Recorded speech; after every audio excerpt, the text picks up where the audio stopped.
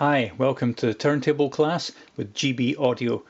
Today we're looking at the Dual 505, which is a European classic, a little more complex than some of the old Japanese turntables, but well worth pursuing and very popular in their day at a good budget price. First thing to look at is the sub-chassis and the transit screws. The sub-chassis is this main part in the middle here, which is suspended above the main chassis.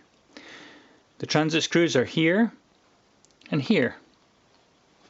For normal operation, the deck should be sprung. If you're transporting the deck,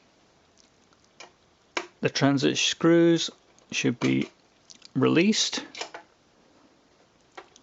with a little screwdriver,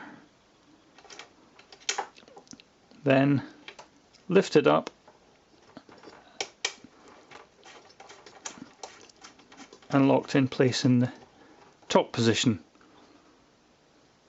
Same with this one. It can just be done by hand. Here we go. So this means the deck no longer bounces around and is fine for transport.